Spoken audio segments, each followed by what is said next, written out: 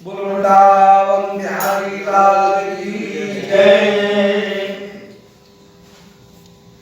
श्री राधा गोविंद बिहारी देव जी की जय।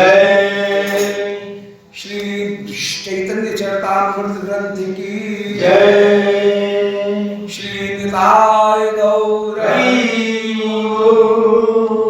श्री गोविंद जय जय गोपाल जय जय श्री गोविंद जय जय गोपाल जय जय राधा रमण हरि गोविंद जय जय श्री राधा रमण हरि गोविंद जय जय गोविंद जय जय गोपाल जय जय गोविंद जय जय गोपाल जय जय राधा रमण हरि गोविंद जय जय श्री राधा रमण हरि गोविंद जय जय गोविंद जय जय गोपाल जय जय गोविंद जय जय गोपाल जय जय श्री राधा रमण हरि गोविंद जय जय श्री राधा रमण हरि गोविंद जय जय बोलो वृंदावन बिहारी लाल की जय। ओम नमो भगवते पुराण पुरुषोत्तमाय। ओम जयति पराशर सूनु सत्यवती हृदय नंदनो व्यासो यस्यास्य कमलगल्तम वाग्मयमृतं जगत्पेवती विश्वसर्गविसर्गादि नवलक्षण लक्षतम श्रीकृष्णाक्षं परम धाम जगद्धाम नमामि तत् हृदयस्य प्रेरणया प्रवर्तितोऽहं बलात् रूपोऽपि तस्य हरे पदकमलं वन्दे श्री चैतन्यदेवस्य वन्देऽहं श्रीगुरुं श्रीपदकमलं श्रीगुरुं वैष्णवांश्च श्रीरूपं साग्रजातं सहगण रघुनाथान्वितं तं सजीवं साद्वैतं सावधूतं परिजन सहितं श्री कृष्ण चैतन्य देवं श्री राधा कृष्ण पादान सहगण ललिता श्री विशाखान्वितांश्च आजान लंबित भुजौ कनकावदातौ संकीर्तनैक पितरौ कमलायताक्षौ विश्वम्भरौ द्विजवरौ युगधर्मपालौ वन्दे जगत्प्रियकरौ करुणावतारौ वन्दे कृष्णपदारविन्द युगलं यस्मिन् कुरंगीदृशां वक्षोजप्रणीकृते विलसति स्निग्धोऽङ्गरागस्वतः काश्मीरं तमिशोणिमोपरितले कस्तूरिकां नीलिमा श्रीखण्डं नखचन्द्रकान्तिलहरी निर्व्याजमातन्वते नारायणं नमस्कृत्य नरं चैव नरोत्तमं देवीं सरस्वतीं व्यासं ततो जयमुदीरयेत्। नारायणाय नमः नराय नमः नरोत्तमाय नमः दिव्यै सरस्वत्यै नमः व्यासाय नमः नमो धर्माय महते नमः कृष्णाय वेदसे ब्राह्मणेभ्यो नमस्कृत्य धर्मान् वक्षे सनातनान् वाञ्छाकल्पतरुभ्यश्च कृपासिन्धुभ्यैव च पतितानां पावनेभ्यो वैष्णवेभ्यो नमो नमः। हे श्री सनातन प्रभो करुणाम्बुराशे हे रूप दुर्गत जनैक दयावलोको हे भट्टी युग्म सुमते रघुनाथ दासो श्री जीव में कुरुत मंद मते दयांद्रा। बोलो श्री वृंदावन बिहारी लाल की जय।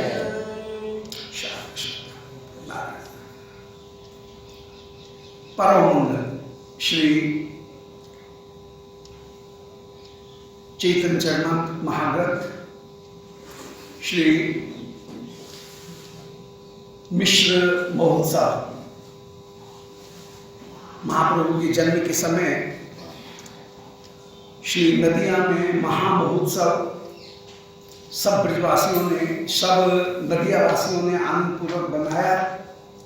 सब लोग आनंद पूर्वक दूर्वा धान्य गोलोचन हरिद्रा कुमकुम चंदन मंगल द्रव्य पात्र में भर करके परस्पर एक दूसरे के ऊपर छिड़कते हुए आनंद पूर्वक नृत्य कर रहे हैं। सब ब्रजवासी नदियावासी आनंद पूर्वक नाच रहे हैं कि मिश्र हर आनंद भय और जय गौरांग कृपाल के, ऐसे आनंद पूर्वक सब नाच रहे हैं।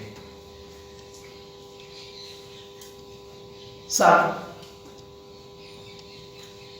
इधर श्री सीता ठाकुरानी, श्री अद्वैताचार्य उनकी शक्ति श्री सीता ठाकुरानी जी है। विशेष रूप से बालक का नाम निमाई रखा है, ये विचार करते हुए कि कहीं इसको भूत प्रेत डाकनी शाकनी ये कोटरा ये नहीं आए, इनसे रक्षा करने के लिए नाम ऐसा कड़वा सा रख दो तो नीम जैसा कड़वा ऐसा है पर मीठे, पर निमाई नाम रख दिया। तो डाकनी शाकनी है शंका उपजुल्ले चित्ते डरे नाम थुल निमाई। डाकनी शाकनी इनसे जो शंका की संभावना थी इसलिए भयभीत होकर के डर करके नाम थुल निमाई।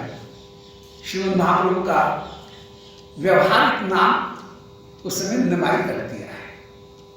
जन्म पत्री का नाम तो विश्वम्भर है, परंतु वैसे नाम श्री निमाई रख दिया, ये लाल का नाम, अपने घर का नाम।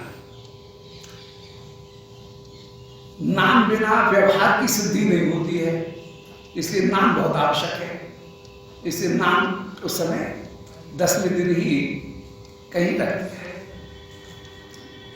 पुत्र माता स्नान दिन, अब 10 रात्रि व्यतीत जब हो गई तो 11वीं रात्रि 11वें प्रभात काल के दिन 10 रात्रि के बाद में पुत्र माता स्नान दे रही। पुत्र माता दोनों ने स्नान किया। उस समय प्रसूति स्नान करा करके श्री शची मां बाहर पधारी हैं। दिल वस्त्र विभूषण। उस समय जितनी भी वृद्धा श्री नदियावासिनी स्त्रीगण, श्री सौभाग्यवती, श्री सीता ठाकुरानी, इन सबों ने उस समय श्री शची मां को विभिन्न भेंट प्रदान की। बालक जो है उनको भी भेंट प्रदान किए। दिल वस्त्र विभूषण है, वस्त्र विभूषण प्रदान किए। और पुत्र सह मिश्र सम्मान, और पुत्र के साथ में श्री जगन्नाथ मिश्र उनका भी सम्मान किया। श्री शची मां नवजात बालक होड़ल और जो पुत्र और जो मां उनका, और शची श्री जगन्नाथ प्रबंधक मिश्र उनका सम्मान किया है। शची मिश्र पूजा गया मने के हर्षित हया, घरे आएगा सीता ठाकुरानी। इस प्रकार श्री शची मिश्र ने श्री सीता माता इनकी भी पूजा की। सीता ठाकुरानी श्री उनका भी सम्मान किया। शची मिश्र पूजा गया। शची और श्री जगन्नाथ मिश्र इन दोनों ने उस समय पूजा की। मनोते हर्षित है, मन में अत्यंत अत्यंत हर्षित होकर के घरे आए सीता ठाकुरानी। श्री सीता ठाकुरानी ये घर वापस आए हैं, अपने घर में आए हैं। एक शची जगन्नाथ पुत्र पाया लक्ष्मीनाथ। इस प्रकार श्री शची जगन्नाथ इनने श्री लक्ष्मीनाथ को ही पुत्र के रूप में प्राप्त किया।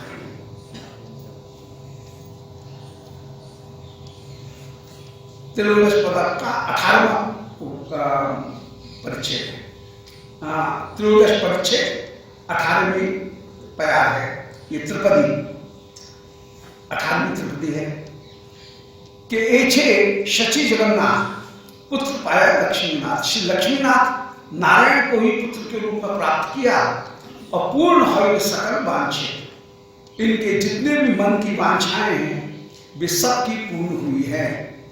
विशेष रूप से श्री अद्वैताचार्य उनके वांछा को पूरा किया और कहा कि मेरा नाम अद्वैत नहीं, जो जगत में श्री कृष्ण का आविर्भाव नहीं कर दूं और पृथ्वी के ऊपर जो भार है उसको दूर नहीं कर दूं, भक्ति का प्रचार नहीं कर दूं, ऐसी कृपा करते हुए विराजमान। पूर्ण है सकल वांछित, इनकी संपूर्ण वांछाएं पूर्ण हुई हैं। धन धान्य भरे घर, लोक मान्य कलेवा, दिव्य दिव्य है आनंदित। उस समय श्री जगन्नाथ मिश्र का घर धन धान्य से भर गया।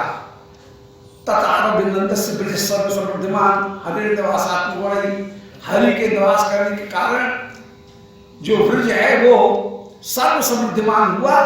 और रमा क्रीड बभूंदर को, रमा श्री राधिका उनके खेलने का जैसे स्थान हुआ ब्रज में, इसी प्रकार यहाँ पर भी लक्ष्मी भर गई है। सब जगह बिखरी बिखरी श्री जगन्नाथ मिश्र के घर में लक्ष्मी डूब रही है। दिव्य दिव्य है आनंदित। श्री जगन्नाथ मिश्र भी दिन दिन आनंदित हो रहे हैं, परम परम आनंदित हो रहे हैं और उनकी सारी वांछा पूरी हो गई है। मिश्र वैष्णव शांत, अलंपट शुद्ध दांत, धन भोगे नहीं अभिमान। श्री जगन्नाथ मिश्र का कहना क्या, परम वैष्णव है, माने विष्णु जिनके उपास्य होकर के आराध्य होकर के विराजमान है, विष्णु जिनके देवता है उनका नाम है विष्णु। वैष्णव का की परिभाषा एक दी गई कि विष्णुअर्थ अखिल आचार, उसका नाम है वैष्णव। वैष्णव किसको कहेंगे, बोले विष्णु के लिए जिनके सारे आचार हो, सारी क्रियाएं विष्णु के लिए ही हो। विवाह कर रहे हैं, व्यापार कर रहे हैं, नौकरी कर रहे हैं, कोई भी कार्य कर रहे हैं, पर है उसका लक्ष्य अंत में विष्णु। तो वैष्णवों का जो कल्चर है वो अलग है, वैष्णवों की संस्कृति बिल्कुल अलग है। उनके जितने भी आचार हैं वे सब कायेन वाचा मनसेन्द्रियर्वा बुद्ध्यात्मना वानुसृत स्वभाव, अनुसृत जो स्वभाव है वो भी कृष्ण के लिए ही है। देह इंद्रिय मन इनकी। तो वैष्णव कौन, इसकी परिभाषा एकमात्र यही है कि वैष्णव वो जिसकी सारी चेष्टाएं श्री विष्णु के लिए हो, ठाकुर के लिए हो। शारीरिक मानसिक पारिवारिक सारी चेष्टाएं, अंत में उनका फल श्री कृष्ण की प्रसन्नता है। व्यवहार किया है, परिवार बनाया है काय के लिए, बोले कृष्ण सेवा के लिए। वंश बढ़ा रहे हैं काय के लिए, कृष्ण सेवा के लिए। व्यापार कर रहे हैं, आजीविका कर रहे हैं काय के लिए, कृष्ण सेवा के लिए। यहां तक कि स्नान अपना दंत धारण कर रहे हैं, उसकी टीका में निरूपण किया, बानुसुत स्वभाव, अनुसुत जो स्वभाव है वो भी कृष्ण सेवा के लिए। ठाकुर जी की सेवा में जाएंगे, अब मुंह से बदबू आएगी तो ठीक लगेगा, ठाकुर जी का कितना असुहावना लगेगा। इसलिए स्वच्छ होकर के दातुन करके मुख जो है उसे दुर्गंध नहीं आए। मेरे कपड़े पहन करके ठाकुर जी की सेवा करने के लिए नहीं जाएंगे, कंबल ओढ़ के नहीं जाएंगे, डर जाए, बालक स्वरूप है अभी डर जाए, तो सेवा परात में कंबल ओढ़ करके नहीं जाएंगे हम मंदिर में। तो ये जो जितनी भी चेष्टाएं वो उनके सुख के विचार करने के लिए ही सारी चेष्टाएं। तो कायेन वाचा, काय माने शरीर, वाणी, मनसा इंद्रियों के द्वारा, बुद्धि के द्वारा, और अनुसृत स्वभाव माने दंत धावन स्नान इत्यादि जो शरीर के धर्म है उनका भी पालन कृष्ण सुख के लिए यहां पर हो। और इसी बात को यदि परिभाषा रूप में कहा जाएगा तो कहा जाएगा कि अन्य अभिलाषता शून्य, ज्ञान कर्माद्यनावृत, आनुकूल्य कृष्णानुशीलन। कृष्ण अनुशीलन का नाम भक्ति है और इसी बात को कहा गया विष्णु अर्थ, विष्णु के लिए अखिल चेष्टा। ये हो गया वैष्णव की परिभाषा। तो वैष्णव की परिभाषा है जिसकी सारी चेष्टाएं लोक, वेद, ऐहिक, आमुष्मिक और पारमार्थिक सारी चेष्टाएं कृष्ण के लिए ही हैं। संसार भी कृष्ण के लिए है, जो पुण्य कर्म किए जा रहे हैं वो भी कृष्ण के लिए किए जा रहे हैं, और जो भजन किया जा रहा है वो भी कृष्ण के लिए ही किया जा रहा है। बिल्कुल एकदम दृष्टिकोण बिल्कुल स्पष्ट होना चाहिए, कॉन्सेप्ट बिल्कुल क्लियर, दृष्टिकोण बिल्कुल स्पष्ट होना चाहिए कि वैष्णव किसका नाम, हमारी सारी चेष्टाएं कहीं न कहीं विष्णु से जुड़ी हुई हों। कोई भी कार्य करें, एक श्वास भी लेना ये ठाकुर की सेवा के लिए, कि इस तरह शरीर स्वस्थ रहे और ठाकुर की सेवा करते हुए विराजमान, ये वैष्णव का धर्म है। तो श्री मिश्र वैष्णव शांत, श्री मिश्र जगन्नाथ मिश्र वैष्णव हैं और वैष्णव होते हुए भी परम शांत हैं, अर्थात सब वस्तुओं के भीतर कृष्ण का ही दर्शन करने वाले हैं। शांत का तात्पर्य है कि श्री कृष्ण को ब्रह्म परमात्मा करके मानना, यह शांत भक्ति का लक्षण है। शांत भक्ति का लक्षण क्या है, कृष्ण को ईश ब्रह्म करके मानना, इसको हम कहेंगे शांत भक्ति। जहां कृष्ण को अपना स्वामी करके माना जाए उसका नाम है दास। दास और शांत में अंतर है। दास अपने मालिक करके कृष्ण को मानता है परंतु ब्रह्म करके नहीं मानता है। शांत भक्त वहां पर राग संबंध नहीं है, राग गंधहीन, जहां श्री कृष्ण को परमात्मा करके आराधना किया जाए, है कृष्ण परंतु ये परमात्मा है, ये विचार करके जहां आराधना की जाए उसका नाम है शांत भक्ति। जहां ये मेरे स्वामी हैं, मैं नंदगांव का ब्रज का एक ब्रजवासी हूं और हमारे ब्रज के राजा हैं श्री नंद बाबा, और नंद बाबा के ये राजकुमार हैं, ये भाव जहां पर विराजमान हो, और राजकुमार होने के कारण हम इनके दास हुए। राजा के सभी दास हैं, हम इनके दास हैं, ये विचार करके जहां विराजमान हो भाव, उसका नाम हुआ दास्य भक्ति। सच्ची भक्ति में असंकोच बुद्धि वहां विराजमान होगी, असंकोच बुद्धि होगी। तो मिश्र वैष्णव शांत, श्री जगन्नाथ मिश्र परम वैष्णव हैं, उनकी सारी चेष्टाएं विष्णु के लिए हैं, कृष्ण के लिए हैं, परम शांत हैं, अर्थात श्री कृष्ण को परम ब्रह्म परमात्मा करके मानते हैं, जगत का आदि कारण आश्रय पदार्थ करके भी मानते हैं। अलंपट शुद्ध दांत, अलंपट हैं माने विषयों में आसक्त नहीं है। ईश्वर ने ये शरीर मुझे भगवत सेवा के लिए दिया है, अब इस शरीर की रक्षा करने के लिए शब्द स्पर्श रूप रसगंध उनकी जितनी आवश्यकता है उतना मैं सेवन करूंगा, अपने सुख के लिए उनका सेवन नहीं करूंगा। ये हो गया अलंपट। लंपट माने कहीं विषय में आसक्त होना, अलंपट माने विषयों में आसक्त न होना। तो अलंपट है, शुद्ध है। शुद्ध माने निज सुख की कामना माया से आवृत नहीं है, शुद्ध। और दांत माने अत्यंत अत्यंत उदार।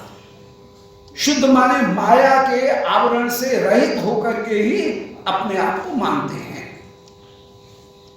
कि मुझे शरीर जो मिला है वो भगवत सेवा के लिए मिला है, ये विचार कर रहे हैं। और दांत माने बड़े उदार है। दांत माने उदार,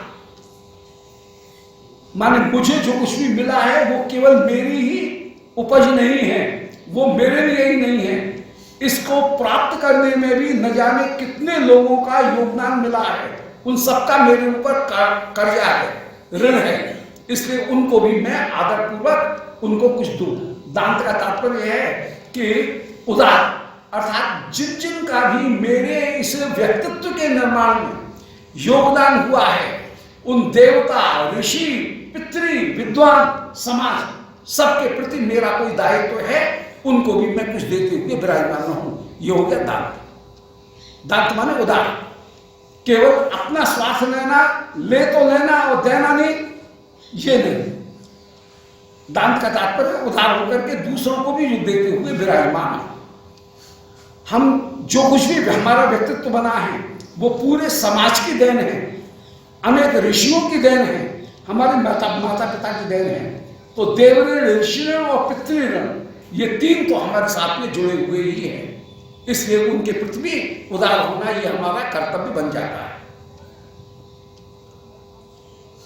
धन भोगे नहीं अभिमान, धन प्राप्त हो गया परंतु इसको प्राप्त करके भी मेरे पास में इतना धन है, मैं ऐसा भोग करने वाला हूं, ये अभिमान नहीं है। कि आद्यो जन्मानस्मि कोन्योस्त सदृशो मया यक्षे दास्यान भोजिष्ये इति अज्ञान विमोहिता। भगवद गीता में जैसे कहा कि जो अज्ञान से विमोहित हैं वे विचार करते हैं सर्वदा कि आढ़ो, अरे मेरे बराबर किसके पास में पैसा है, अभिजन्मानस्मि, मैं उच्च कुल में पैदा हुआ हूं। अरे क्या हुआ, तुम्हारा उच्च कुल में पैदा हो गए, अभी तुम कहीं नीच कुल में पैदा हो जाते, तो ये तुम्हारे पास में क्या, जन्म ग्रहण करना, अपने माता पिता को चुनना, ये हमारे अपने अधिकार में नहीं है। कोई ये कहे कि हम अपने चयन के द्वारा माता पिता को चुनेंगे, वो ऐसा नहीं कर सकता है। तो ये सब ठाकुर के और हमारे कर्म के वशीभूत होकर के हमको अपने माता पिता की प्राप्ति हुई है। तो आढ़ो अभिजन्मानस्मि कोन्योस्त सदृशो मया, मेरे समान कौन है। यक्षे, अरे मैं जैसा यज्ञ करूंगा ऐसा कोई नहीं कर सकता है। दास्यामी, मैं इतना देता हूं। भोजिष्ये, ये मैं भोग करता हूं। ये अभिमान करना बिल्कुल मूर्खता है। इति अज्ञान विमोहिता, अज्ञान से विमोहित है वे लोग सदा बंधन को ही प्राप्त होते हैं। ऐसे जो लोग हैं उनको ददा में आसुरी योनि, मैं आसुरी योनि ही प्रदान करता हूं। पुत्र प्रभाव यद धन आसी मिले तत् विष्णु प्रीति द्विजे देव दान। पुत्र के प्रभाव से जितना धन आता था ये भगवान की प्रीति के लिए उतना ही धन ब्राह्मणों को देते हैं। भाई कुएं में से पानी नहीं निकालोगे तो कुआं सड़ जाएगा। इसलिए धन की रक्षा धन का व्यय है, धन का व्यय भी होना चाहिए। धन की रक्षा के लिए धन का व्यय होना भी कहीं न कहीं अनिवार्य है। इसलिए पुत्र प्रभाव, पुत्र के प्रभाव से जितना धन आ रहा है आशी मिले तो विष्णु प्रीति द्विज देव दान। विष्णु प्रीति के लिए वे द्विजातियों को दान देते हुए विराजमान होते हैं, द्विजनों को दान देते हैं। द्विज माने जिनके दो जन्म हो, एक माता पिता की कृपा से प्राप्त होने वाला जन्म और दूसरा यज्ञोपवीत इत्यादि के द्वारा प्राप्त होने वाला जन्म। तो ब्राह्मण, क्षत्रिय, वैश्य, इन तीनों को द्विज कहते हैं। इनके दो जन्म होते हैं। पक्षी को भी द्विज कहते हैं, एक बार अंडे के रूप में लेता है, फिर अंडा खोल करके बालक उत्पन्न होता है, इसलिए पक्षी का नाम भी द्विज है। लग्नगण हर्षमती, नीलांबर चक्रवर्ती, गुप्त किचु कहिल मिश्र। श्री नीलांबर चक्रवर्ती बड़े भारी ज्योतिषी हैं और उन्होंने जिस समय लग्न की गणना की, लग्न से गणना की, बड़े हर्षित हो रहे हैं। और नीलांबर चक्रवर्ती ने गुप्त किचु कहे मिश्र, कोई चीज छिपा करके मिश्र से कहे। कोई चीज छिपा, एक आध चीज छिपा भी नहीं, कहना जरूरी है, लेकिन दुख होगा अभी। ये पहले से पता लग जाए कि बालक घर त्याग करके चला जाएगा और इसके दो विवाह होंगे, पहला विवाह चलेगा नहीं, फिर दूसरा विवाह, तो ये दुख की बात, तो जो आनंद की बात है वे आनंद की बातें कही, जो छिपाने वाली बात थी उसको नहीं कहा। गुप्त करे किचु, गुप्त किचु, कुछ छिपा करके कुछ कह करके उस समय कहिल मिश्र, श्री जगन्नाथ मिश्र उनके सामने श्री महाप्रभु की जन्म पत्री का वर्णन किया। महापुरुष एक चिन्ह लग्ने अंगे भिन्न भिन्न भिन्न। उस समय महापुरुषों के जितने भी लक्षण हैं, आगे के अध्याय में उन लक्षणों का वर्णन करेंगे। तो महापुरुषों के जो लक्षण हैं, सामुद्रिक लक्षण, समुद्र नाम करके एक ऋषि हुए, उन ऋषि ने एक शास्त्र लिखा, उस शास्त्र का नाम है सामुद्रिक लक्षण। उस सामुद्रिक लक्षणों में शरीर की बनावट, अंगों की बनावट देख करके भविष्यवाणी की जाती है और ये कहा जाता है कि ये बालक ऐसा होगा। तो ये सामुद्रिक चिन्हों को देख करके सामुद्रिक जो लक्षण हैं उनके द्वारा भी बालक के भविष्य का वर्णन किया जाए, वो सामुद्रिक शास्त्र कहलाता है। तो इन्होंने महापुरुष चिन्ह, महापुरुषों के चिन्ह का भी दर्शन किया, माने सामुद्रिक शास्त्र को भी जानने वाले हैं। लग्न होंगे भिन्न भिन्न, और लग्न में जितने भी भाव हैं उन भावों में, जन्मपत्री के भावों में भी भिन्न भिन्न जो उनका फल है उसको भी देखा। और देख एक तारीफ संसार, अंत में निष्कर्ष में एक बात कही कि ये सारे संसार को तारने वाला होगा। तुम्हारा बालक जो उत्पन्न हुआ है, यह बालक संपूर्ण संसार को तारने वाला होगा। ऐसे कहा, कोई चीज छिपा भी है।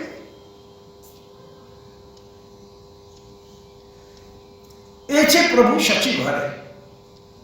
इस प्रकार श्री महाप्रभु उन्होंने कृपया कैल अवतार, कृपा पूर्वक अवतार धारण किया।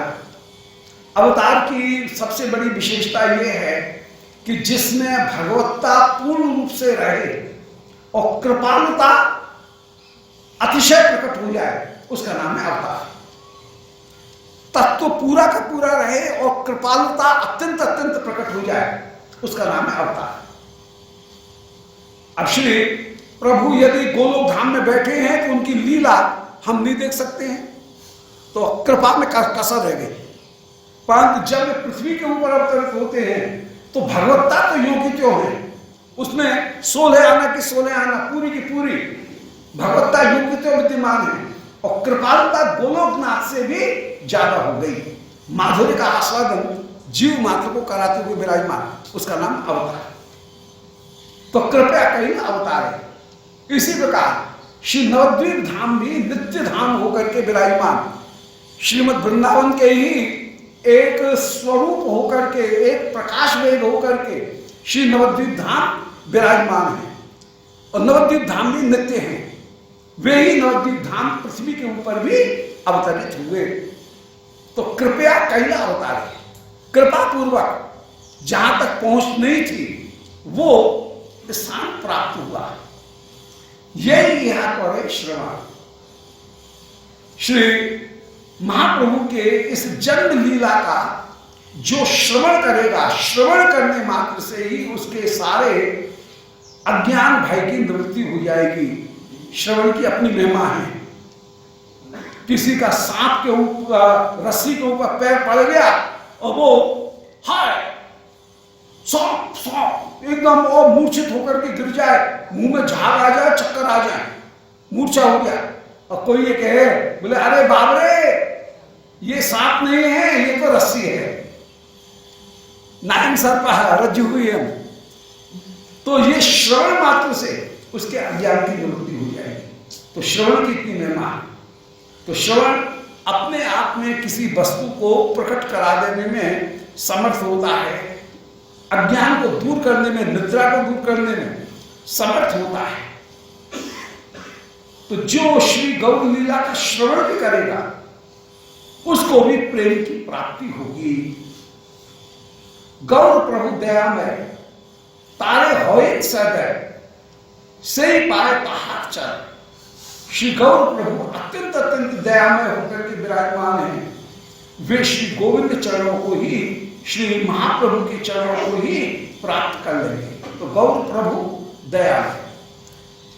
श्री गौर वे समुद्र के समान हैं, हम उनके अंश हैं, इसलिए वे हमारे सहज प्रभु हुए। प्रभु का तात्पर्य है कि वैभव में उनमें अधिकता है और हम उनके अंश हैं। अंशी रूपता के कारण और शेषी रूपता के कारण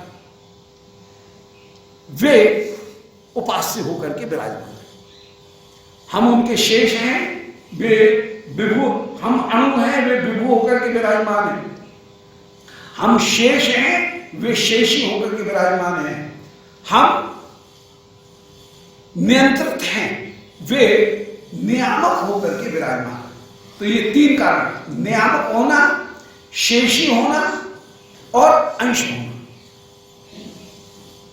ये तीन गुण जहां पर विराजमान, इसलिए वे ईश होकर के विराजमान हैं, मान नियामक होकर के विराजमान हैं, शेषी होकर के विराजमान हैं और अंशी होकर के विराजमान हैं। ऐसे अंशी प्रभु के हम अंश हुए, इसलिए वे हमारे सदा ही प्रभु हैं। तो श्री गौर प्रभु दयामय, वे गौर प्रभु परम दयामय होकर के विराजमान। गौर का तात्पर्य ही है कि जगत आराधन करता है राधा गोविंद।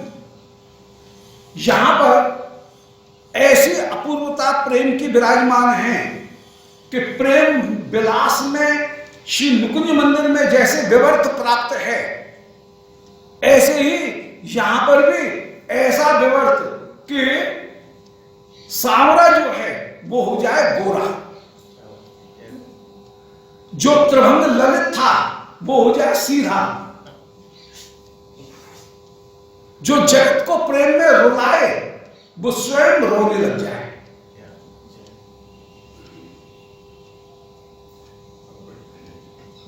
जो जगत को प्रेम में नचा रहा है वो स्वयं नाचने लग जाए। तो केवल रूप में ही अंतर नहीं आया, शाम से गौरी नहीं हुए, टेढ़े से सीधे नहीं हुए, जगत को रुलाने वाले, किसी के स्वयं विरह में रोने वाले नहीं हुए, बल्कि नाम में भी विपर्य हो गया। जगत ध्यान करता है राधा गोविंद, और यहां पर राव गो, इनमें भी नाम परिवर्तन हो गया। गो पहले आ गया, रा बाद में आ गया। जगत में सब जगह राधा गोविंद करके उनकी आराधना की जाए, और यहां पर गो रा, गोविंद पहले हो गए, राधा बाद में। ऐसे श्री राधिका से आवृत होकर के वे गोविंद, गोविंद होने पर भी राधिका से आवृत होकर के विराजमान हो रहे हैं। तो गौर प्रभु, तो जो गौर प्रभु हैं वे परम परम दयामय होकर के विराजमान। जो टेढ़ा